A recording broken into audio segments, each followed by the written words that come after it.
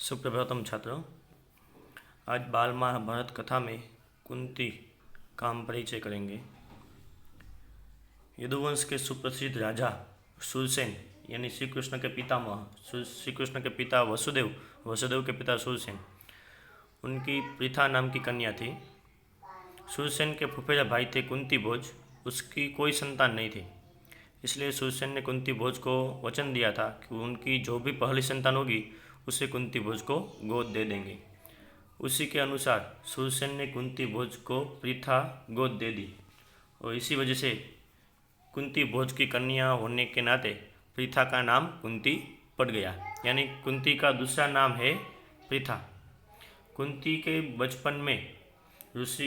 बचपन में ऋषि दुर्वासा की सेवा की, शुश्रूषा की, तो उसने प्रसन्न होकर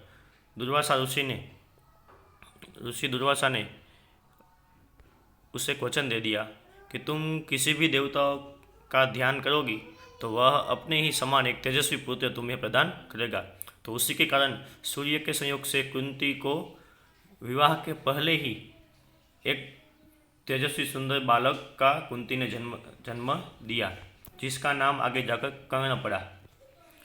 लेकिन लोक निंदा के कारण कुंती ने वो बालक को एक पेटी में रखकर नदी में बहा दिया और वो पेटी अधीरथ नाम के एक सारथी के हाथ में आ गई और वो अधीरथ भी निसंतान था। तो ये बालक को पाकर वो भी खूब प्रसन्न हो गया और आगे जाकर कर्ण को इसीलिए है सारथी ने उसको पाला बड़ा किया, इसी वजह से उसको हम सारथी पुत्र कहते हैं।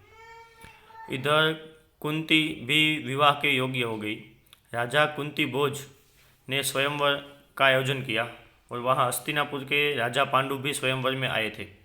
तो कुंती ने पांडु के गले में ही वरमाला डाल दी और पांडु का कुंती के साथ ब्याह हो गया।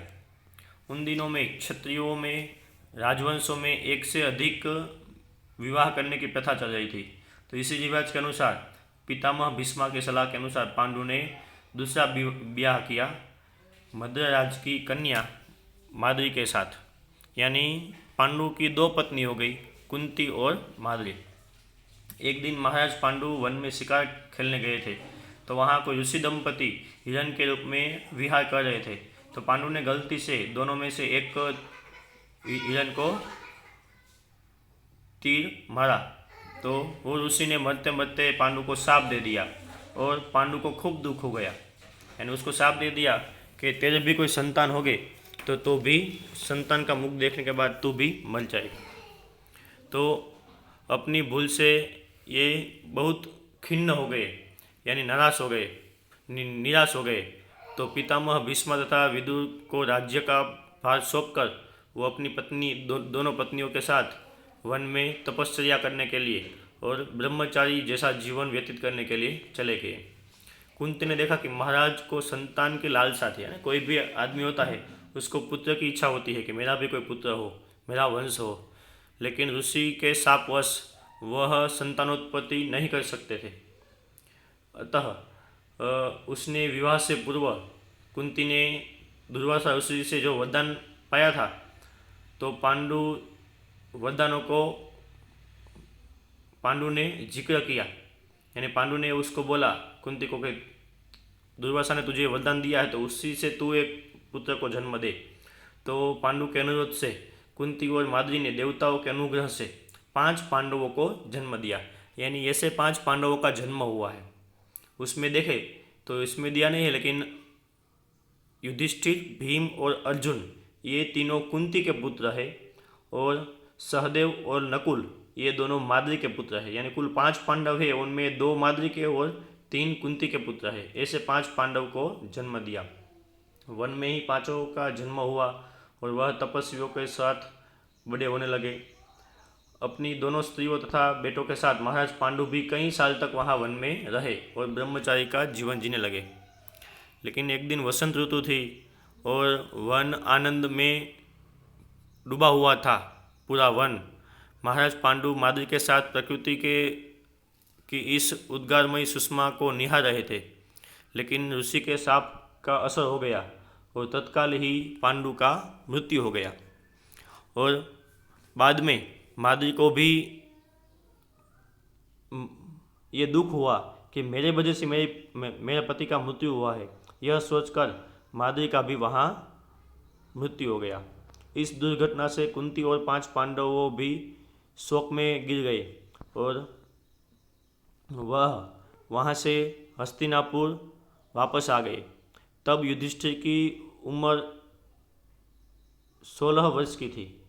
हस्तिनापुर आने के बाद हस्तिनापुर के लोगों ने जब ऋषियों से ये सुना कि वन में पांडु की मृत्यु हो गई है तो उनके शोक की सीमा न रही। और आगे तब वहाँ उसके दादी यानी सत्यवती अपनी दोनों विधवा पुत्र वधुओं अंबिका और अंबालिका के साथ वहाँ रहते थे हस्तिनापुर। लेकिन अपने पोते का मृत्यु के समाचार सुनकर वो भी शोक में डूब गए और वो भी वहाँ से अंबिका और अंबालिका को लेकर सत्यवती भी वन में निकल गए। क्योंकि ये हमारी प्राचीन परंपरा थी कि कोई भी वृद्ध हो जाता है तो वृद्ध हो जाने के बाद वो तपस्या के लिए वन में चले जाते हैं। तो शोक में डूबकर सत्यवती अंबिका और अंबालिका को लेकर वन में चले गए। तीनों वृद्धाएं कुछ दिन तपस्या करती रही वहाँ वन में और बाद में वो भी स्वर्ग सिधार गई। अपने कुल में जो छल प्रपंच तथा अन्य होने वाले थे उन्हें न देखना ही संभवतः उन्होंने उचित समझा। यानी ऐसे कुंती से 5 पांडवों का कैसे जन्म हुआ, पांडु के साथ कैसे ब्याह हुआ, और दूसरी जो उसकी पांडु की दूसरी पत्नी थी माद्री, तो माद्री और कुंती से 5 पांडव का अलग अलग देवताओं की कृपा से जन्म हुआ। तो ऐसे एक कुंती का परिचय है। बाद में आप नीचे दिए गए जो प्रश्न है वो प्रश्नों के उत्तर भी ये पढ़ने के बाद आपको लिखना है। धन्यवाद।